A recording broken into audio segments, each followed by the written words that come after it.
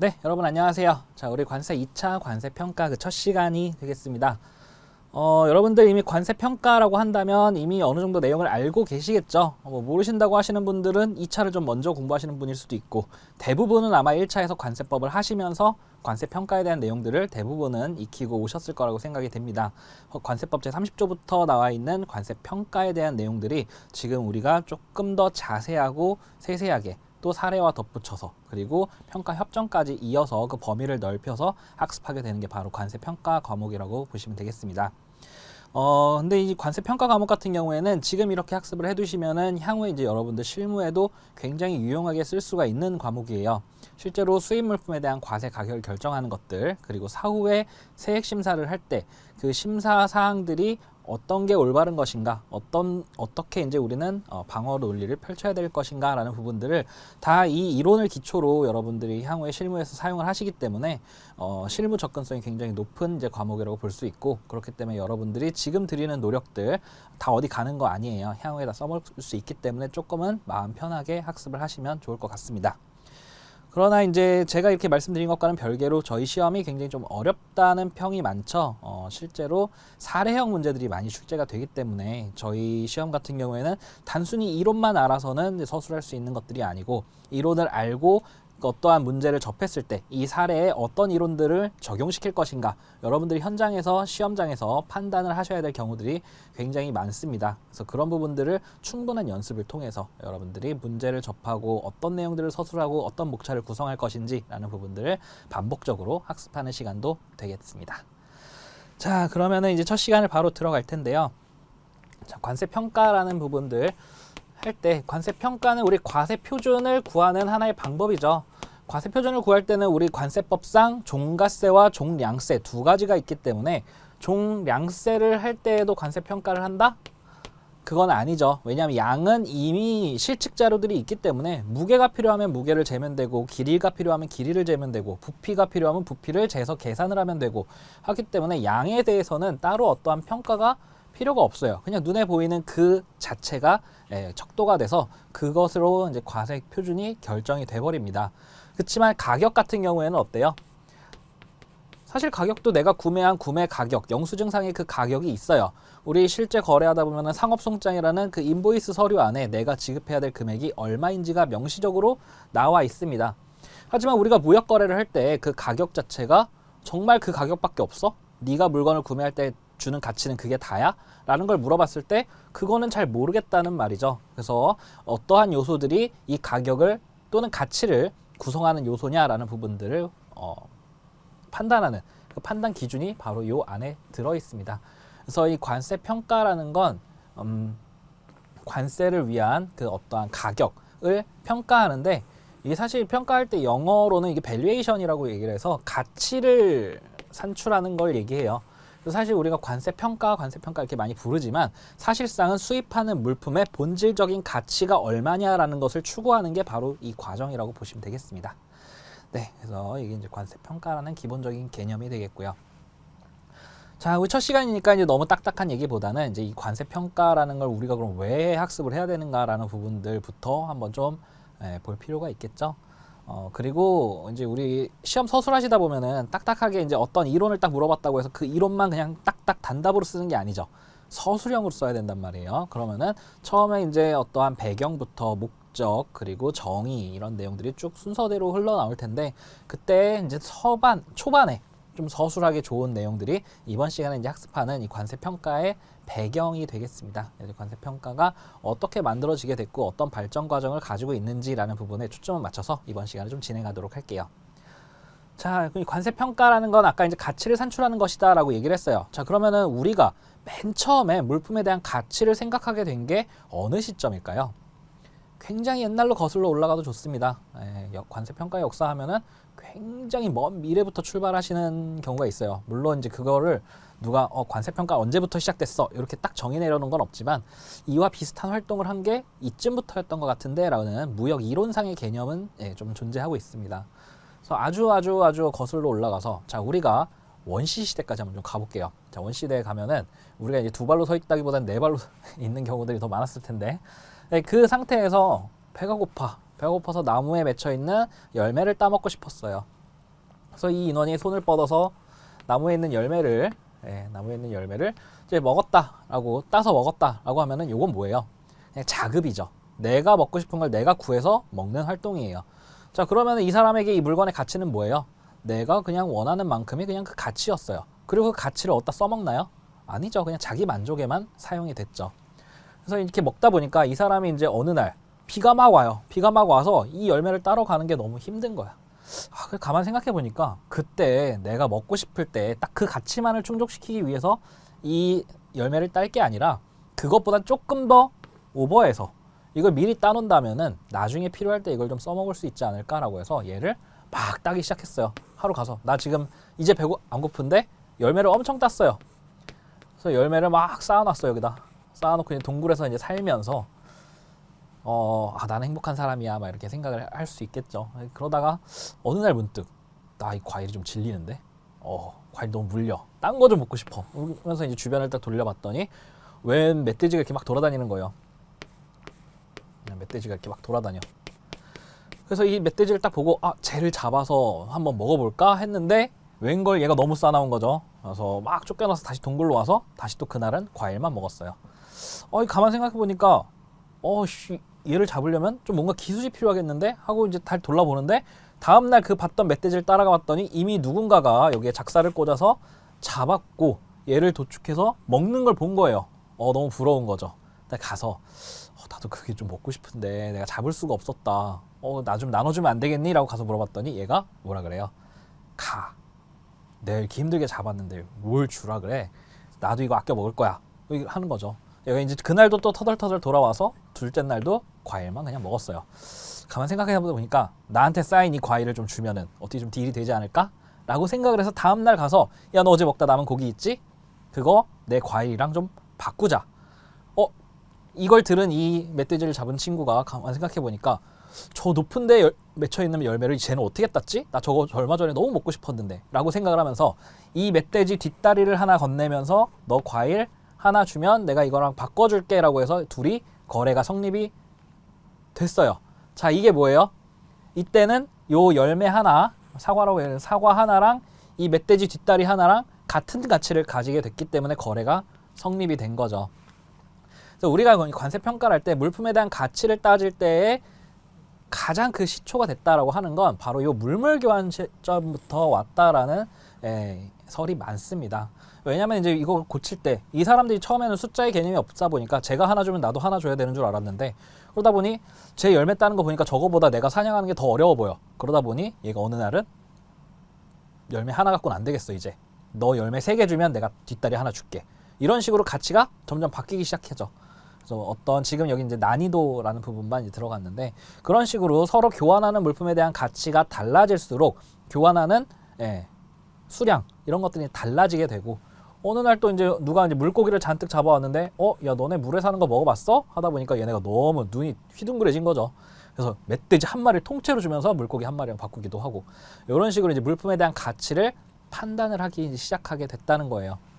그래서 우리 관세평가의 시초 그러면 이제 물물교환부터 왔다라는 얘기들도 이제 많아요. 그래서 이런 거는 좀 배경으로 알아두시면 좋고 이게 이제 현대 사회로 왔을 때 우리가 이 가치 평가를 하는 거는 가격을 가지고 평가를 한다 그러죠. 그럼 가격은 뭐예요? 결국은 돈, 화폐로 우리가 거래를 한단 말이에요. 그래서 나중에는 이제 화폐가 등장을 하기 시작하면서 그 화폐로 물건과 물건을 교환하는 게 아니고 화폐와 물품을 이제 교환하기 시작하면서 실질적으로 그 물품에 대한 화폐 가치는 얼마인가라는 것들을 이제 따지게 됐고 실질적으로 이제 물품을 거래를 하면서 그 물건은 얼마 이런 것들을 평가하는 게 이제 관세 평가로 정착이 되었습니다. 근데 하지만 이 관세 평가라는 거는 세금이죠. 이건 세금. 이건 아까 이제 가치를 평가한다는 기준에서 이제 등장을 했었지만 관세 평가라는 거는 여기 더 들어오면은 이제 관문이라는 걸 넘을 때 거기에 매기는 관세를 계산하기 위해서 저 물건의 가치가 얼마인가라는 부분들을 판단하는 거기 때문에 이 관세 평가까지 오려면 조금 더 몇 가지 단계가 있어요. 단순히 이제 그런 국경이란 이런 개념 없이 물건을 교환하다가 이제 조금은 이제 국가가 생기고 국가 안에서 운영하는 화폐 단위가 생기고 하다 보니까 그 지역의 특산품, 그 나라만의 어떠한 기술들이 각각 다르게 발전을 하게 되죠. 그래서 이제 각각의 이제 국가들에서 이건 그냥 대륙이라고 칠게요. 각각의 이제 국가들에서 생산하는 물건들이 틀리고 각각의 국경도 틀리다 보니까 물건에 대한 교환도 원활하지 않고 그러한 상황들에 맞닥뜨려질 때 어느 날 조금 갑자기 산업이 급격하게 발달하는 시점이 하나 오죠. 1700년도 중반, 1760년도부터 우리가 철도랑 증기기관들이 발달하게 되면서 이렇게 먼 국가 간에서도 물품이 자유롭게 막 이동을 하기 시작했어요. 그러면서 무역 거래가 조금 더 활발하게 된 거죠. 그리고 이때 이제 철도가 먼저 개발이 되다 보니까 이제 우리나라처럼 조금 멀리 있는 곳보다는 그게 발달된 유럽 안에서, 유럽이라고 하긴 지도가 좀 이상하긴 하지만 유럽 안에서 이제 무역이 점점 활발하게 발달하게 되었어요. 그래서 관세 평가는 맨 처음에 유럽 쪽에서 더 조금 발전적으로 발달을 해왔고 우리나라까지 이제 또는 전 세계적으로 확대되기까지는 좀 더 많은 시간이 필요하게 됩니다. 그래서 유럽 국가 간에 이제 그러한 철도 무역들을 막 이제 하게 됐고 어차피 근데 이때는 또 같은 유럽이다 보니까 이 관세를 평가해야 된다 어쩐다 이런 개념이 크게는 없었어요. 근데 이제 이렇게 해서 각각의 국가들이 발달하게 되고 발달하게 되면서 뭐가 생겨요? 식민지들이 생기죠. 그래서 여기서 이제 나라에서 벗어나서 배 타고 가니까 뭐 여기에 또 나라가 있고 뭐 여기에 아시아 쪽에도 나라가 있고 막 이런 식으로 그 식민지에다가도 물건을 이제 막 갖다 팔기 시작하고 또 새로운 개척지에다가 시장 개방을 막 시키면서 물건을 막 갖다 팔죠. 그게 이제 그렇게 된 거는 이거보다 조금 더 지나서 이거 이제 철도가 발달하게 된 거는 이제 1차 산업혁명 때였고 1800년도 중반 한 100년 후인 1870년도부터 2차 산업혁명이라 그래서 이제 기계, 공장들이 돌아가고 그때부터는 생산량이 굉장히 급증하게 되죠. 생산량이. 그래서 이때에는 정말 여기서 남는 어떤 것들을 아주 소량으로 이제 거래를 하기 시작했는데 조금 더 멀리 거래를 했다라고 한다면 2차 산업혁명 때부터는 각 국가 간의 생산량들이 증가를 하게 되면서 그 국가에서 본인들이 자급하는 그 물량보다 훨씬 더 많은 생산량들이 생기게 됐습니다. 그러다 보니까 이 잉여 생산량들 어디로 가요? 식민지로 가서 강매하기도 하고 새로운 시장 개방처에 가서 물건을 팔기도 해야 되죠. 그래서 그런 식으로 이때부터 국제 무역이 조금은 강제적으로 늘어나기 시작했다라는 좀 배경을 가지고 있어요. 자, 이렇게 무역을 하게 되면은 이때 이제 뭐예요? 자, 신흥 개방 국가 여기서 우리나라도 그러면은 조금 국경을 열어볼게. 너네 그래 어떤 좋은 물건 가지고 있는지 한번 보자 하면서 물건을 이렇게 갖고 갔어요. 갖고 갔더니 오 그래 괜찮구나 쓸만하구나 내가 몇 개 사도록 하지 하면서 살려 그랬는데 잠깐 근데 너 우리나라 국경을 넘어서 이 물건을 납품하잖아. 그렇기 때문에 요 관문을 통과하는데 관세를 내야 된다라고 얘기를 하면서 물건 가격을 책정하는데 야 너 이렇게 여기서 멀리 이렇게 왔잖아. 그러면은 이 올 때 들어간 모든 비용들을 다 감안해서 우리는 가치를 판단할 거야. 관세를 매길 때 가격을 엄청나게 높게 잡은 거예요. 그러니까 관세가 그만큼 또 올라가죠.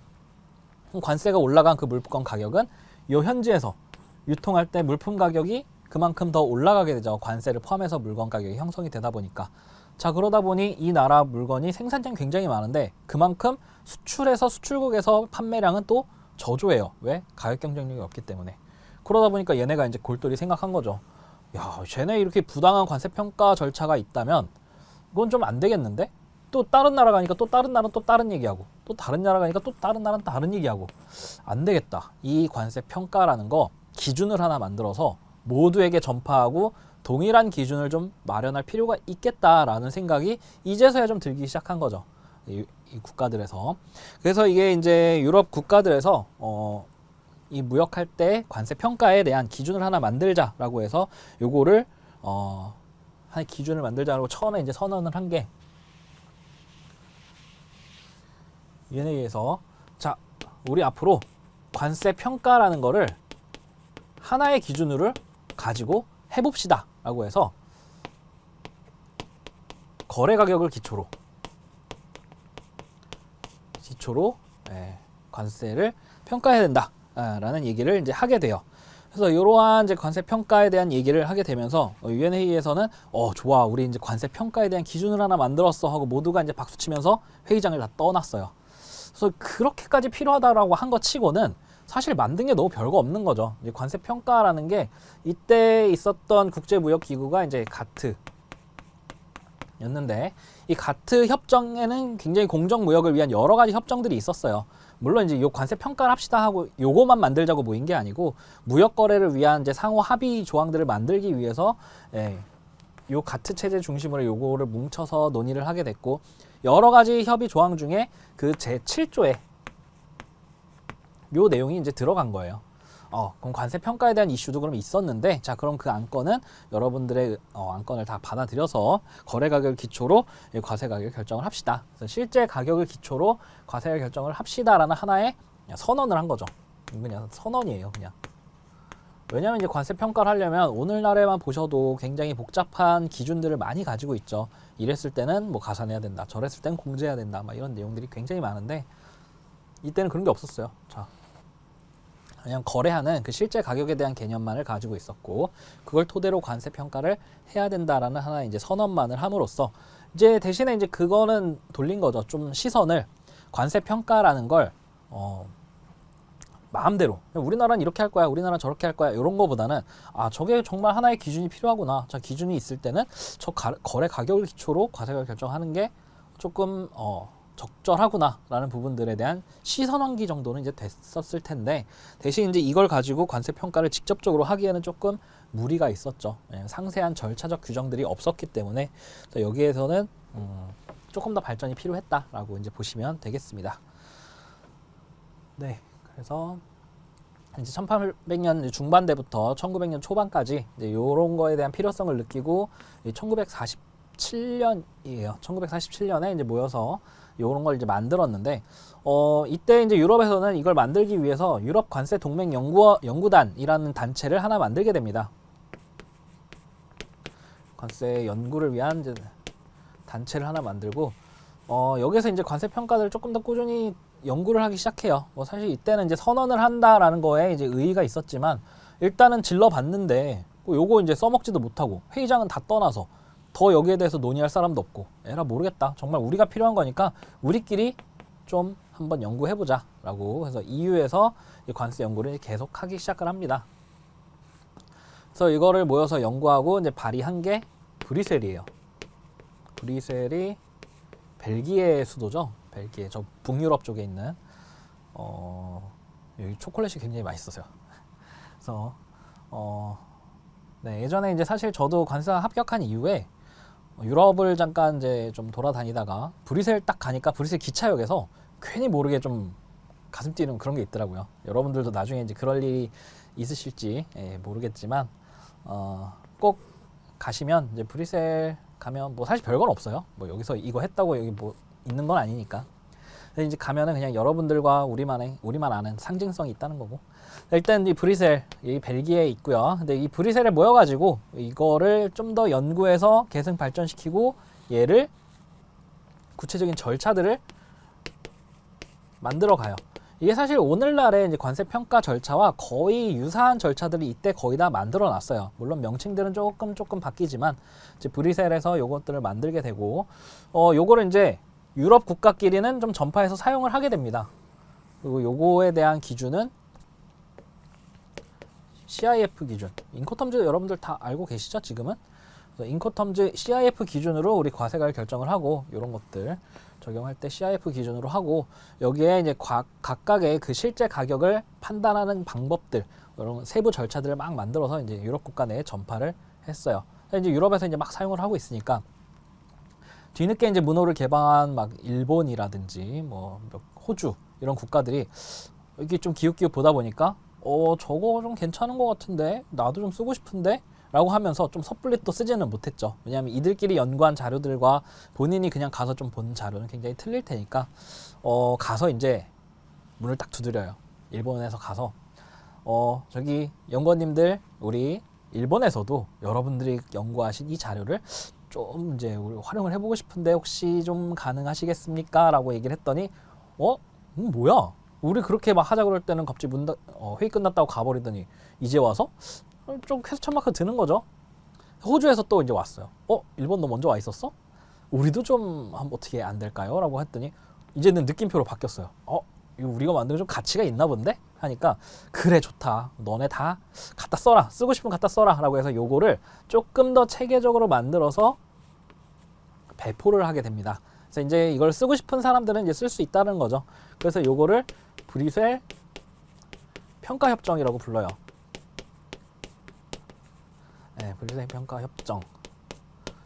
네, 그래서 처음에는 이제 가트 제7조에 있는 관세 평가 협정 뭐 조항 정도로 이제 보셨다면은 이제 브뤼셀로 넘어와서는 좀 구체적인 조항들이 만들어지고 몇몇 가입 국가들이 생기면서 유럽뿐만 아니라 이제 일본이나 호주 같은 국가에서도 요 이제 평가 협정을 사용하게 됐다라고 이제 보시면 되겠습니다. 네, 그래서 요 브뤼셀 평가 협정 단계까지 이제 왔고요. 근데 이제 요 브뤼셀 평가 협정도 요렇게 해서 좀 더 발전되면 좋았겠지만 이때 문을 두드린 나라가 일본하고 호주 이런 나라들만 있었던 게 아니라 미국도 왔었어요. 미국도 굉장히 큰 나라죠. 미국과 붙어있는 캐나다에서도 이제 와서 문을 다 두드렸어. 우리도 좀 어떻게 안 될까요? 라고 얘기를 했는데 이거 갖다 쓰세요. 했지, 당연히 했죠. 했는데 미국하고 캐나다가 들고 갈라다 보니까 이거는 좀 얘가 좀 걸리는데? 예. 그러면서 혹시 이거 좀 바꿔줄 수 없어요? 우리는 FOB 쓰고 싶은데 했더니 유럽에서는 안 돼요. 그거는 바꿀 수 없어요. 우리 자존심입니다. 라고 하면서 이건 안 된다고 한 거죠. 그러니까 이제 미국과 캐나다가 이거 들고 갈라다가 그래? 아이, 안 되겠다 그럼 나중에 올게요 하고 그냥 가버렸어요. 그러다 보니 이제 미국과 캐나다 같은 조금 이제 큰 무역 국가들이 이 체제 안으로 들어오지 않아서 조금 이거가 국제적으로 통용되기는 조금 부족하다라는 인식들이 있게 됐습니다. 그래서 이제 이런 상태로 이제 조금 운영이 되어 오다가 1970년도 들어가서 다시 한번 가트 회의가 열리죠. 도쿄 라운드로 이제 열리게 되는데 여기서 이제 다시 한번 가트에서 자, 여태까지 현황은 잘 봤습니다. 처음에 우리가 지난 회의 때 관세 평가에 대한 하나의 선언문을 만들어 놓고 그 뒤에 어떠한 세부 절차가 만들어지지 않음에 따라서 이게 활용되지 않고 있었음을 알고 있습니다. 자, 그리고 이거를 유럽에서 굉장히 많은 연구원님들이 수고해 주셔서 또 보편적으로 세부 절차들이 만들어져서 유통되고 있는 것 또한 알고 있습니다. 라고 얘기를 하면서 그러면 이거를 이제 처음 논의되었던 우리 가트 체제 안에서 그 체제들을 좋은 건 받아들이고 조금 바꿀 수 있는 개선의 여지가 필요한 것들은 바꿔가면서 새로운 것들을 한번 만들어서 정립해 보면 어떨까요? 라고 이제 얘기를 하게 되죠. 그래서 여기서 그 체제들을 좀 정비해서 오늘날의 관세 평가 협정을 만들어내게 돼요. 그래서 여기에서는 가트 제7조 관세 평가 협정에 대한 이행에 관한 조항들이 나오게 됩니다. 그래서 원래 처음에는 가트 제7조는 그냥 7조 조항만 있었어요. 근데 그거를 이행하기 위한 하나의 세부 세칙들이 나오게 되면서 이제 가트 쪽에서는 이제 이렇게 출제가 됐다. 그래서 이게 이제 세 번째 단계인 거죠. 브뤼셀 평가 협정에서 일로 이제 확장이 됐고 여기에는 이제 미국, 캐나다들도 들어오게 돼요. 그들이 들어왔던 얘기는 뭐예요? 아까 유럽에서 단순히 CIF만 고집했던 것들이 이제 FOB까지 선택 가능하게끔 그때는 이제 FOB로 바꿔주세요라고 얘기를 했다면 지금 이제 상호 합의해서 CIF를 쓰고 싶은 나라는 써라. 대신 FOB 쓰고 싶은 사람 또 FOB를 써라라고 얘기를 하는 거죠. 그래서 그 체제가 이제 바뀌게 됐고 요게 이제 가트 체제가 나중에 WTO 체제로 바뀌게 되죠.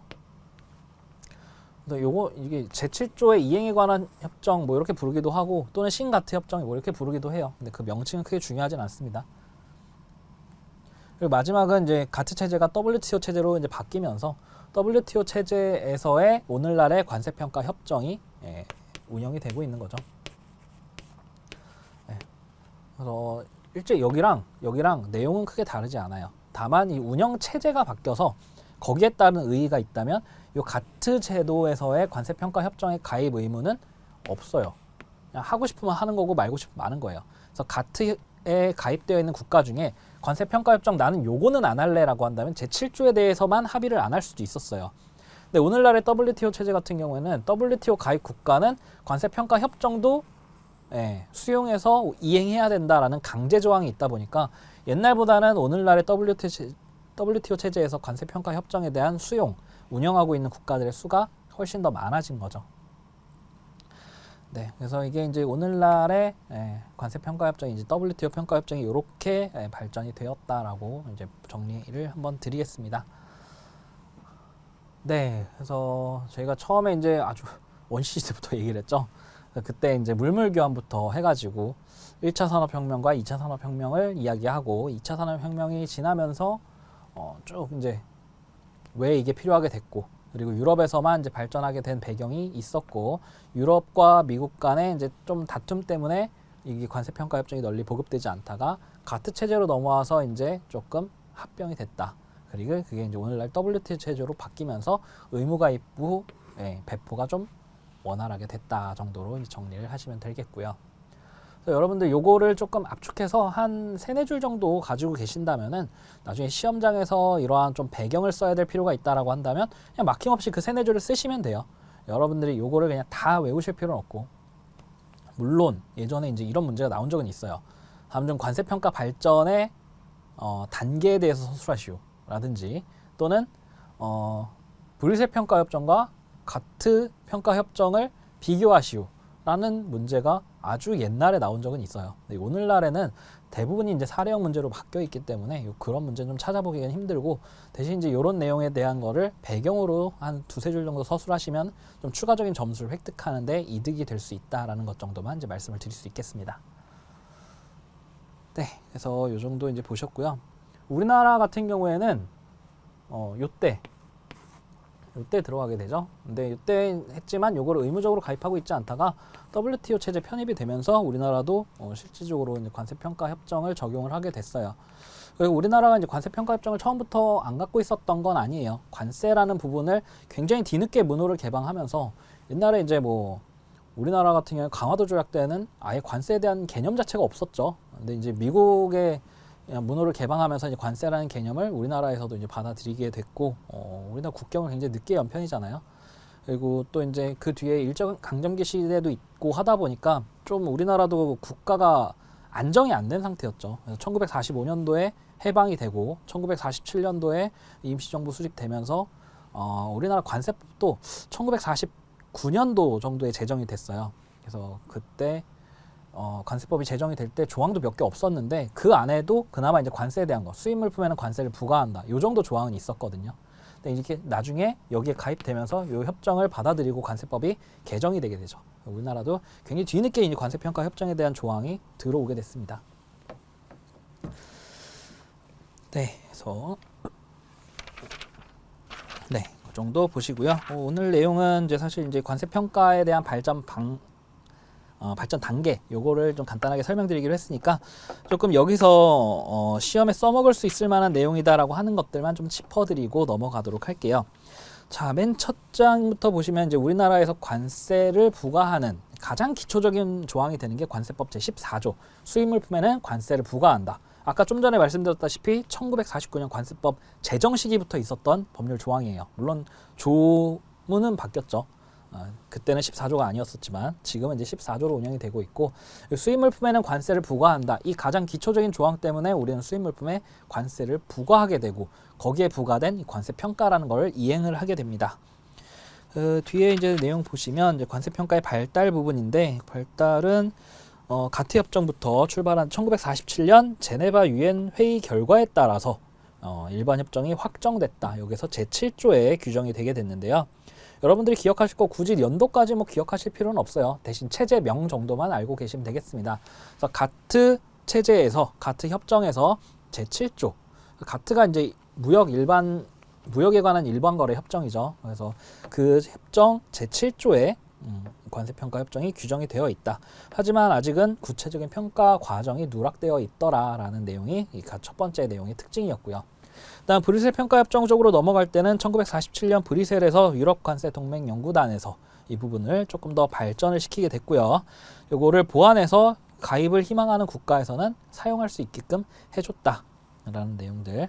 하지만 이제 일본이나 호주 국가들이 가입을 하면서 적용이 좀 확산은 되었지만, 미국이나 캐나다 같은 FOB 기준으로 하고 있는 무역 국가들까지 받아들이기는 조금 어려웠다라는 내용이 여기에 있습니다. 이게 이제 한계점이에요. 그래서 그 다음 단계에 나오는 건 이러한 한계점들을 좀 극복을 해주게 되죠. 그래서 그 가트 협정 부분들, 이제 1973년도 도쿄 라운드에서 관세평가 협정에 대해서 다시 한번 논의를 하게 됐고, 이때는 가트 제7조, 관세평가 협정 제7조의 이행을 위한 협정을 제정을 하게 됩니다. 아까 말씀드렸듯이 구체적인 이행 절차 부분들이 이때 만들어지게 됩니다. 또한 여기서 이제 가장 큰 특징이, 예전에 브뤼셀 평가 협정에서는 CIF 기준만을 사용을 했다면, 과세가 결정할 때 운임보험료를 포함한 가격 결정 기준을 취했다면 지금에서는 이제 FOB 기준을 선택할 수 있게끔, 그래서 국제 물류비 또는 보험료를 제외하고 과세가를 결정할 수 있게끔 이때 이제 만들어지게 됐습니다. 네, 그래서 그게 이제 오늘날의 WTO 평가 협정으로 나왔는데, 이때 이제 싱가트 협정에서는 가입국의 숫자가 적어서 아직은 평가 협정에 대한 국제적인 통일을 하기가 어려웠지만 WTO 체제로 오면서 의무 가입이 필수가 되면서 의무적으로 이제 가입을 하게 되면서 그 부분 국제적 확산이 좀 늘어났다라는 부분까지 정리를 좀 드릴게요. 그래서 요거 이제 내용 보시면서 여러분들이 하셔야 될 일은 이 내용을 외우는 것도 물론 있지만 이런 내용들에 대한 좀 기본적인 이해와 더불어서 요 내용들을 여러분들이 외우신다면 이렇게 통째로 외우는 게 아니라 여러분들이 앞으로 활용 가능한 시험에서 쓸 때 나는 이거 한 3줄짜리 준비해야지 라고 마음을 먹으셨다면 그 3줄에 맞게 압축을 해서 정리하시는 것, 그리고 3줄로 쓰더라도 만약에 나는 좀 소목차를 잡아서 정리하고 싶어 그러면 어떻게 목차를 잡고 어떤 특징 내용들로 기술을 할 건지 요거를 끊임없이 생각하시면서 여러분들만의 문장을 만들어 나가는 게 여러분들의 숙제입니다. 그래서 그 내용들로 이제 정리를 하시면 되겠고요. 아까도 말씀드렸지만 이 내용들은 시험에서 그 본문에 직접적으로 기술하는 내용이라기보다는 배경적인 서술을 하기 위한 내용들이 더 많으니까 너무 길게 내용을 잡지 마시고 간략간략하게 방금 정리 말씀드렸던 것처럼 중요한 포인트들 위주로 내용을 압축 정리해 주시길 바라겠습니다. 네, 이번 시간엔 그럼 관세평가 협정에 대한 발달 과정을 이제 말씀을 드렸고요. 이제 다음 시간에는 본격적으로 그 관세평가 협정에는 그럼 어떠한 내용들이 들어있는가라는 좀 서론적인 내용들을 한번 좀 다뤄보고요. 그 뒤에는 본격적인 1평가 방법이 어떤 내용들이 있는지라는 부분들을 살펴보도록 하겠습니다. 자, 첫 시간이었는데 좀 가벼운 내용들로 했죠. 여러분들께 말씀드린 대로 잘 내용 가볍게 정리를 해놓으시고 우리 다음 시간에 이어서 뵙도록 하겠습니다. 자, 이번 시간도 고생하셨습니다.